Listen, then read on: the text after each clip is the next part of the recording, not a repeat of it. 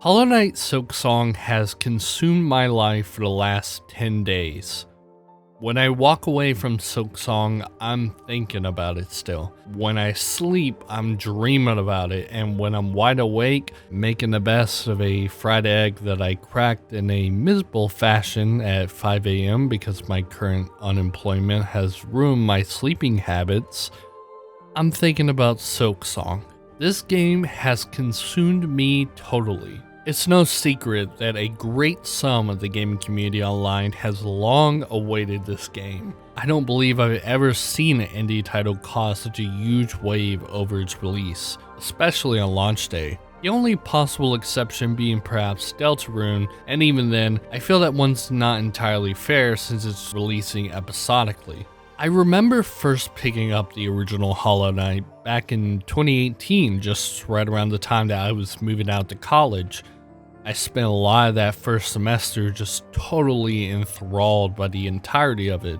The land of Hallownest, the fun and intriguing friends and foes alike within, and the challenging but immensely satisfying gameplay. I was captivated, and it quickly shot up to reciting amongst my other favorite games of all time. This enriching little indie title just done by three fellas in Australia totally shook the indie scene up.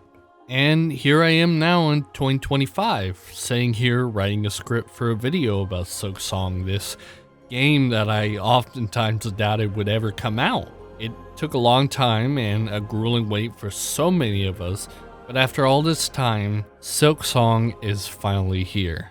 Silksong in so many ways feels a lot larger than just representing the typical merriment of a sequel game. It's an evolution, not just an improvement. The duality between the original Hollow Knight and Silksong feels reminiscent of what Elden Ring is to Dark Souls, Half-Life 2 to Half-Life, Hello, Gordon. Empire Strikes Back to A New Hope, the Krusty Krab 2 to the Krusty Krab. Team Cherry already made what many would call a masterpiece. It wasn't enough to just do Hollow Knight again with all the bells and whistles people would expect. It had to be more. From just about every angle of what makes up Silksong, it feels like Team Cherry sought to make it all even more incredible, more dense than what they offered up prior, a more matured representation of who they are now as creators, perhaps. From the very start, Silksong feels like a great new voyage and not just a continuation of where Hollow Knight left off, and its first few months of presentation do a great job of painting that out. We have no more obvious place to see that in action than the new playable character, Hornet. Hornet's a whole new thing to take on for us players, and all the way that she's quite alike to the Knight's playstyle, she's also a notable departure. I feel the philosophy behind Hornet's gameplay, for Team Cherry at least, is in making sure that adjustment and growth is still a present part within her movement and combat. Not just for new players, but returning ones as well. Playing Silksong for the first time shouldn't feel like putting on your old crusty pair of sneakers with a weird mystery stain that you keep wearing and refuse to throw away. It's a fresh new pair, and you gotta break that sucker in. It might seem awkward at first, but you'll realize how comfortably it fits if you just get accustomed. The mobility of Hornet is Nice. It gives me that same feeling as playing as Alucard in Symphony of the Night for the first time and going, Oh, this is good. This is peach syrup, tinned peach syrup. What a drink. So I drank the lot. Sometimes you forget how good character mobility can be in these games, and then you get a wonderful reminder like that of Hornet. I'm not sure I've ever played a Metroidvania with such an immensely fun to play character and a rewarding moveset to learn and master. It's not just Hornet's mobility that shows Cherry's great improvement to their formula, but also the versatility. The crest system in Silksong allows you to earn various different playstyles as Hornet that feel reminiscent of maybe job systems in RPGs even. Not as into Hornet's default crest, Try the Wanderer Crest, which allows for a more nimble and fast playstyle that's a little closer to the Knight from the original game. Really want to maximize your tool arsenal? The Architect is for you then, and so on and so forth. Instead of min-maxing your character with the most optimized charms, the game raises and lowers the emphasis on Hornet's combat depending on the crests being used, encouraging experimentation by offering different playstyles where you can choose which part of Hornet you want to emphasize the most. Some are great at being well-rounded for exploration and boss encounters. Some only show their greatness when you're utilizing them in said boss encounters. I really love this change, and I can't wait to see if they perhaps expand even more on them in future content. And then of course, you got the weapons tools and the special silk moves, yada yada yada. We could be here all day summarizing what makes up the combat of Silksong, but I'm sure you get it. I know I get it. It's fantastic. It's perfect. Perfect. Everything down to the last minute detail.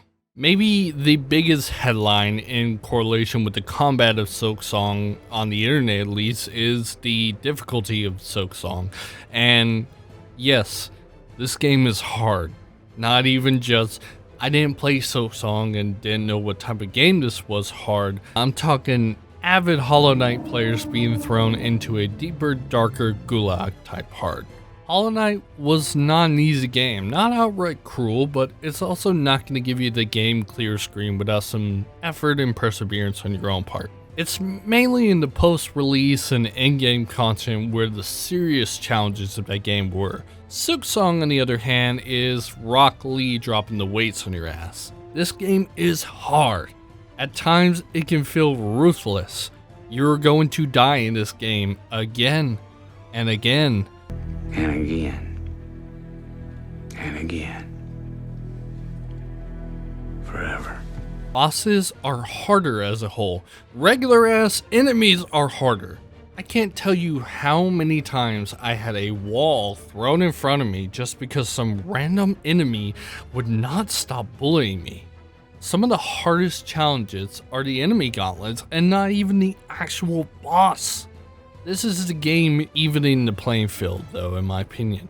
If Hornet is more mobile, more versatile than the game has no reason to not throw you to the wolves. There's been a lot of debate over whether the game is perhaps too hard. And yeah, maybe there could have been a few more playtesters for the game before launch. Maybe. But me personally, I didn't think it was ever a broken type of hard. Within this ruthless, different sort of animal that Silksong is lies one of the brilliant ways that gameplay and narrative intersect in perfect synergy. I don't believe the higher demand in skill is just Team Cherry want to make a harder game because it's a sequel, so we gotta make it even harder. It's not enough for the story and characters to give you the feeling that Hornet is facing against great odds. You need to feel it yourself as a player every step of the way. It's easy to pinpoint the ways in which the game is notably harder, but I think it's important to note that Hornet is just an all-around much more verbose character to play as well alongside that. If your character can do a lot more, then the game's gotta find a way to do a lot more as well to not be a total pushover. There's valid criticism to be made toward difficulty and balancing in Silksong, but nothing that was ever so noticeable to me that I felt something was up. The setting of Silksong feels more hostile because it's inherently just more chaotic in nature than the decrepit counterpart setting of Hollow Nest. In Hollow Knight, narratively and in gameplay, it feels like the tidal wave has already come down, and you're just feeling the ripples as the player. The still, harsh waves that come after the great calamity. Silksong, on the other hand, isn't about wading through the aftermath, it's about fighting the tide itself. That tide, of course, being Pharloom. Pharloom is the perfect accompaniment to our hero. It's incredibly dense. No one said it better than the American rock band Smash Mouth when it came to Pharloom. So much to do, so much to see. Of all the parts that make up Silksong, Pharloom might be the crowning jewel. It is hands down the most elaborate, incredible overworld that I've ever seen in a Metroidvania. Team Cherry said recently that they had to reason with themselves that no more content could be made pre-release because they were basically just enjoying the process so much that the game would have stayed in development for even longer than it already was. The more and more I played Silksong, the more I explored Pharloom, and the more I broke secret walls and made detours that opened into completely new regions of the map, I began to understand greatly why this game took so long. Them boys were cooking. They were in that kitchen cooking so incredibly, in fact, that we had to tell them to stop cooking because we were too damn hungry and they needed to bring it out to the table right now. Each piece of this game is so distinct, so elaborate that I can see what the holdup was. Pharloom is a land made up of remnants of history and distorted, perhaps even dead cultures and lands that once were. There's frozen tundras where you have to use warmth to actually make your way through it. Wormholes that have worms. Deserts where the strong wind is an actual factor you have to consider when platforming through it. You got the Citadel, which feels so elaborate and full of content that it nearly feels like a smaller other overworld within the main one. And then there's Hell. There's even some parts of the overworld where it switches the gameplay up a bit, like when you get locked up in the slab and you have to fend for a moment without your gear, using environmental hazards to beat enemies and using keys across to unlock doors. Or like Whiteward, which doesn't really change the gameplay, but it's such a creepy and dark area that it almost fringes upon this Bloodborne-like horror tone, and it's super wicked. One of my favorite pieces of the overworld is the Underworks, which is where the lowest of the low within the Citadel waste away their lives in the hopes of being rewarded through labor. There's this dark humor throughout this whole area with how you have to pay to use benches each time, or other things like buying silk and stuff like that. That and how a lot of the optional goodies you can get in this area are intentionally almost underwhelming. It's such a fun and great way to tell interactive storytelling within the game. And I just thought it was like one of the most memorable parts of the game for sure for that reason alone. Having various settlements really makes the world feel bigger as well. It's a vast land, so it makes sense that bugs should be living in various refuges across it besides one single place, like in Hollow Knight, where most of it has eroded so much that the only real safe area in the lore is Darkmouth.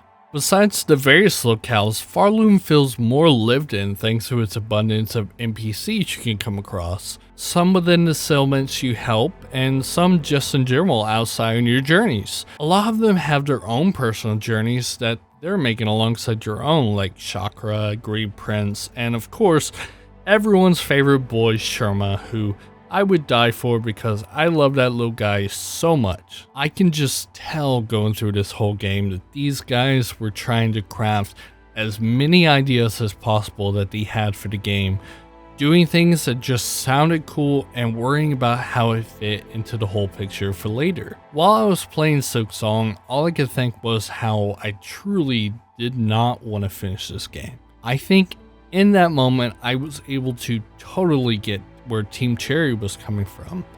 It's so rare that I think you can feel deep within a game that the development process was equally as fun as it was for us to finally have it in our hands. Pharloom is arguably the key part of Silksong that sets it apart from the rest.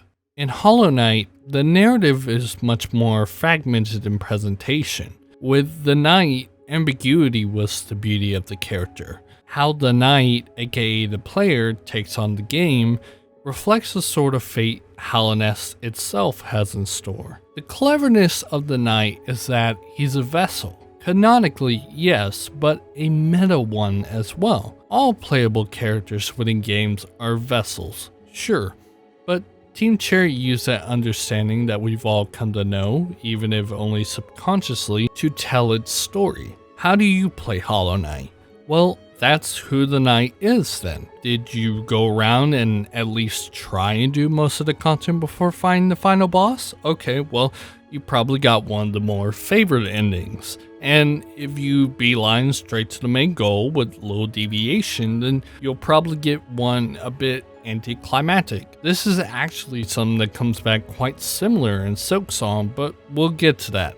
It's a surprise tool that will help us later. The knight is a blank slate, using the silent protag trope in a real clever way. So prior to playing Silksong, I wasn't sure how they'd approach Hornet. She was already established as a speaking definitive character with established lore in the first, but I couldn't tell if maybe she'd be reserved in a similar way as the knight to keep a sense of consistency in the vibe of the previous game. Like maybe she would make some miscellaneous spoken lines and small bits of dialogue here and there, but otherwise keep her simple in nature like the knight. Instead, Team Cherry chose to go the different route. Hornet is not so simple. In fact, she is the heart of this game. Not just in the fact that, yes, you play as her, but in that so much of Silksong is reflective of Hornet's character. A hybrid of both Weaver and Worm, sole daughter of the Pale King, Hornet rhymes with the Pharloom story. While Hornet's journey is the unearthing of Pharloom's history and future, the journey within the player-character dynamic is about unearthing Hornet herself. It's a deeply more personal, emotional journey this time around thanks to her.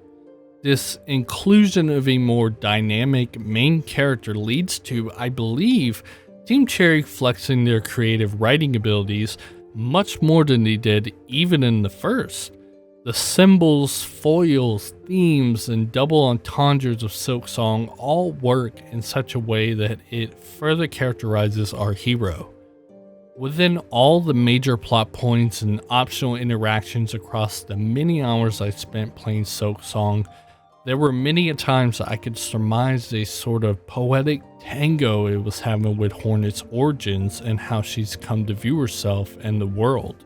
It's all meaningful. There's a very meticulous precision to how the game words itself and how Hornet speaks to the people within Pharloom that says a lot without the game ever needing to pause the immersion and tell you how she's feeling.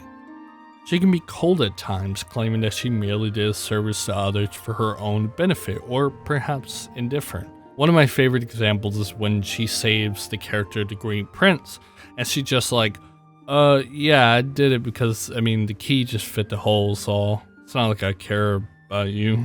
But then, equally, she'll sit around and play dice with a character for X amount of time, or write in her hunting journal about how she liked to touch the soft fur of some of the creatures, which honestly is really funny since the fleas, Silksong's equivalent of grubs, match the description quite well, so I'm convinced she helps them partially because of this aspect alone.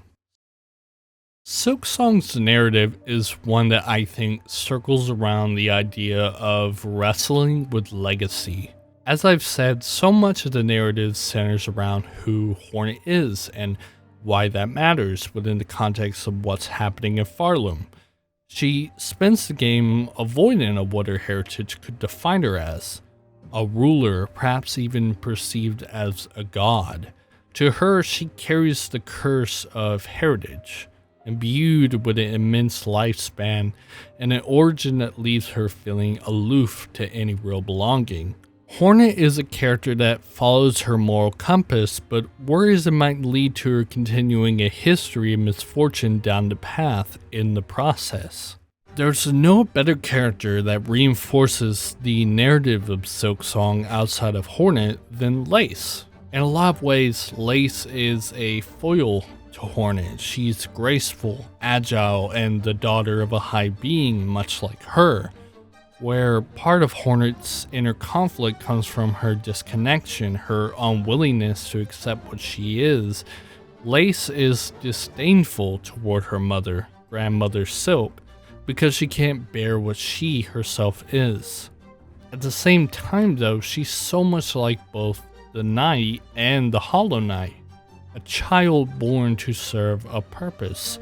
Both of the Pale King's accepted sons are vessels, husk made of void. Lace is quite literally the same, but the other way around, a husk made of silk. It's a bit of interpretation on my own part, mind you, but I believe part of the drive Hornet has later to save Lace from her fate is equally because she sees a version of herself in her she could have been, as well as something so similar to her brothers. She knows perhaps better than anyone that these husked beings are not void of thoughts and feelings simply due to their origins. It's in the feelings developed by the Hollow Knight that were its great downfall, but for the Knight, it allowed it to potentially save Hallownest in a matter beyond the preordained desires of its father. This is Hornet's first time where she can choose to give something so very much like her brothers a better fate than the one that they faced. She can give her the means to live beyond the shadow of their heritage. I don't think this connection is completely arbitrary. Silksong is a big mother game.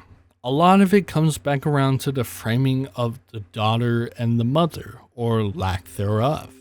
The people of Pharloom largely worship Grandmother Silk as this maternal-like being overlooking their land. Various quests and NPCs face trials related to motherhood or the birthing of children.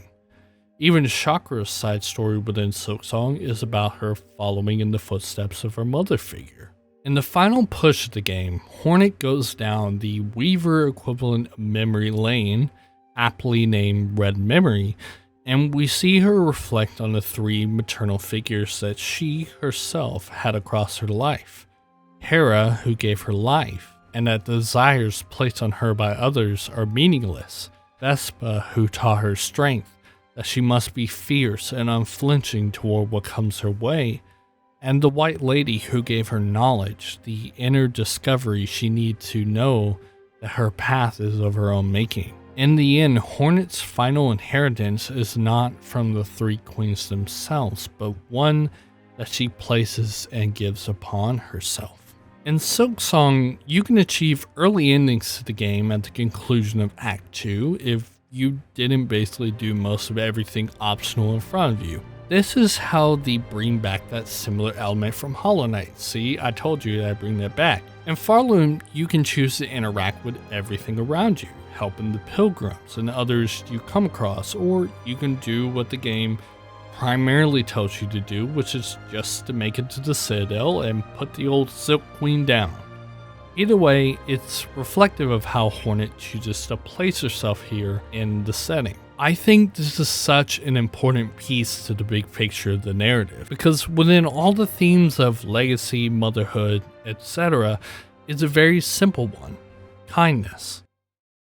Hornet's connection with the residents of Pharloom over time changes her, and eventually she describes to others how helping others reaffirms her own values. Gameplay and storytelling blend beautifully here. While playing as Hornet, if you only focus on her warrior nature, really just zoning in on getting towards the top of the Citadel, she inevitably will become some she fears. On the flip side though, Hornet can interact with the settlements, helping colorful characters that she meets across her way. She can assist in keeping them alive and help them out of living in the delusion that they've been dealt.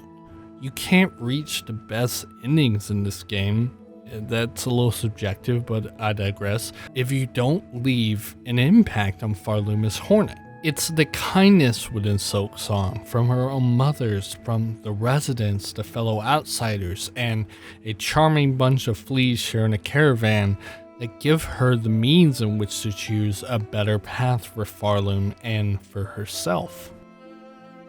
Sequels can feel like comfort food, a return to something that is safe because we're already so accustomed.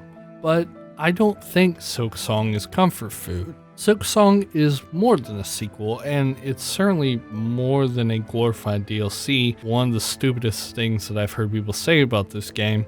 It's a total transformation of everything that Team Cherry learned from Hollow Knight. It's a chance to make a game for Team Cherry free of stress, free to let loose their creative juices. When I discussed the narrative of Silksong earlier, I described how Hornet's journey is partially that of learning to pave her path, free of expectations placed upon her. And in a funny way, that translates so well with Team Cherry's efforts in creating this game. Silksong is not a game made with adherence to trends or expectations. It's not a tune you're supposed to know all the lyrics to already. But upon listening, it's clear that Silksong is an even grander, more poetic piece than the one I had known prior.